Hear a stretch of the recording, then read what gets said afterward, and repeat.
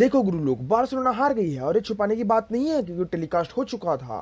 और ये खेला यहीं पर समाप्त नहीं होता, ये खेला बहुत बड़ा है, बहुत बड़ा खेला चलने वाला है। क्या है ये खेला, जानने के लिए देखिए पूरा वीडियो एंड तक।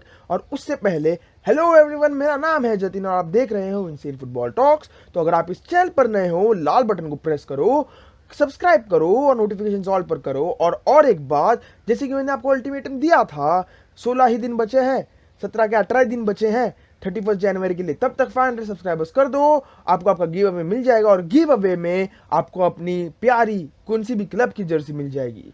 तो चलिए शुरू करते हैं बार्सिलोना और रियल मैड्रिड का मैच रिव्यू। तो पहली बात देखो, विनीशियस जूनियर के पास कोई सुपर ह्यूमन पेस नहीं है, उसके पास गॉड लेवल पेस है। तभी तो ना उसने पीके को पेल दिया, उसने बार्सिलोना को पेल दिया। पहला गोल क्या ही चले गया, मतलब क्या था वो बुस्केट्स की तरफ से, भाई गांजा फूक के आया था, क्या करके आया था मालूम नहीं, आजू बाजू का कुछ पता नहीं चला, अपने ही धुंधी में था। पीछे से करीम बेंजिमा चोर जैसे आकर बॉल लेकर चला गया और वहां पर हमारा बाबा विनीसियस, बाबा फ्लैश वैसे ही खड़ा था गोल मारने के लिए और गोल मार दिया। तो उसके बाद हमें दिखा कि बार्सिलोना कमबैक कर सकती है और ये मेंटालिटी ज़ावी ने चेंज की है, ये बहुत तगड़ी मेंटालिटी चेंज की है वैसे तो।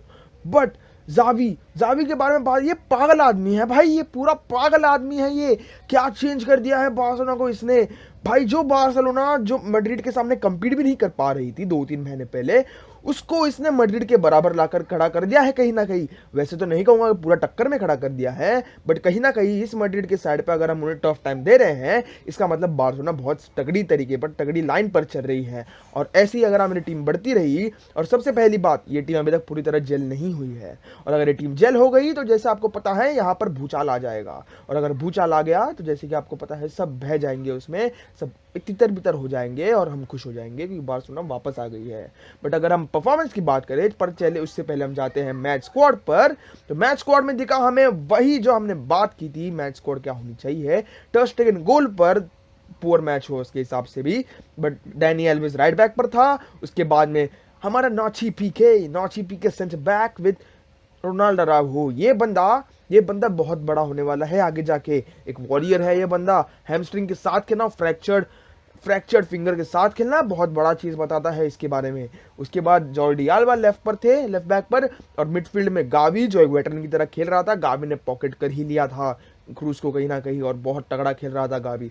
उसके बाद फ्रैंकी डियोंग जो इंजरी के बाद आया था और उसे डायरेक्ट खेलने मिल गया एक मैच, वो भी एल क्लासिको में। उसके बाद सर्जियो बुस्केट, जैसे कि आपको पता है, जिसे मिस्टेक हुई और वो मिस्टेक गोल में पड़ गई। ये बंदे के बारे में कुछ ज़्यादा नहीं कहेंगे क्योंकि उसके बाद वो इंस्ट्रूमेंटल भी था।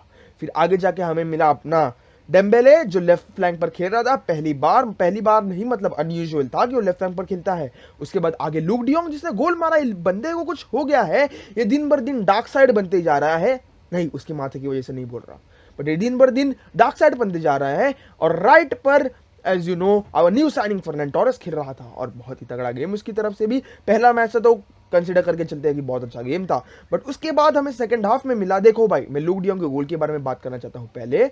देखो, कहीं ना कहीं वो गोल कैसे भी आया, हमें क्या फर्क पड़ता, हमारी प्यारी बार्सिलोना के बारे में बात करते हैं। मतलब लूक डियोंग को गोल चलेगा तो चलेगा, अब उसमें क्या गलती है, बार्सिलोना ने प्ले बनाया और वो उसने गोल मार दिया। अब इसमें अगर आप मतलब ये बोलो कि फ्लूक था, भाई हमारी गलती नहीं है, वो गोल चलेगा, we were happy. But in second half आते आते हमने कहीं ना कहीं वो लूज कर दिया। वो लूज हमने जो कंट्रोल था हमारे पास, जो एंड में दिखा था हमें फर्स्ट हाफ के, वो कहीं ना कहीं हमने लूज कर दिया।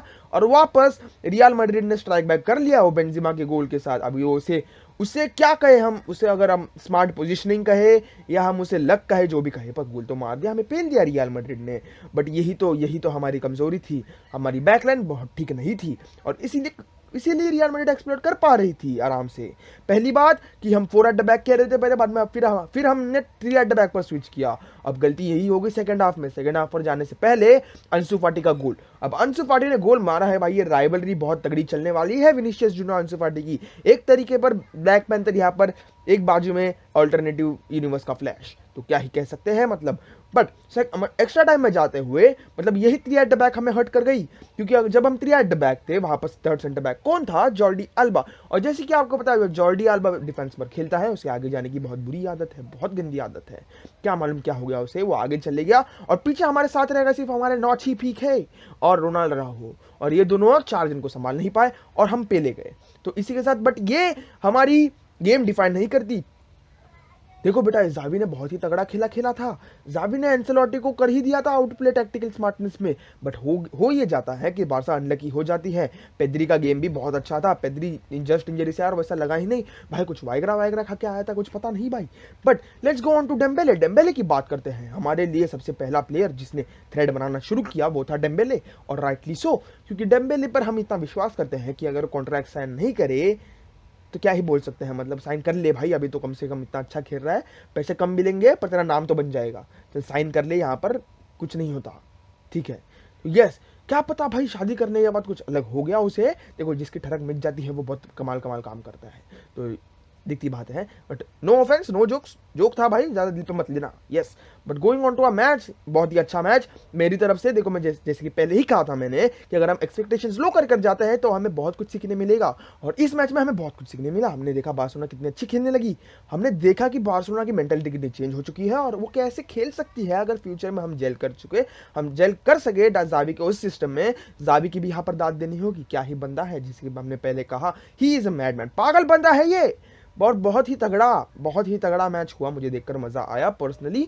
आपको कैसा लगा कमेंट्स में बताइए। और चलिए, जैसे कि मैंने आपको अल्टीमेटम दिया था कि 31 जनवरी तक हो जाना चाहिए 500 सब्सक्राइबर्स, फिर आपको अपना गिव अवे मिल जाएगा। सरप्राइज जो होगा, जो भी टी शर्ट होगा अपने क्लब का, आपके चॉइस का वो मिल जाएगा आपको। तो चलिए, मिलता हूँ आपसे अगली वीडियो में। कमेंट्स में बताइए आपको ये रिव्यू कैसा लगा और मैच कैसा लगा। सबसे पहली बात, बारसा का फ्यूचर कैसा है ये बताइए, और मिलता हूँ। चलिए, और भूलना नहीं, गिव अवे रहेगा 500 सब्सक्राइबर्स पर, but until you do it till 31 January. Okay, तो चलिए, मिलता हूँ आपसे अगली वीडियो में। Till then goodbye, take care, peace out. और बेटा सतर्क रहना, नहीं तो कोई पीछे से आके मारकर चला जाएगा। सावधान रहना, मास्क पहनकर घूमना। तो गुड बाय, पीस आउट, विस्काइल बारसा।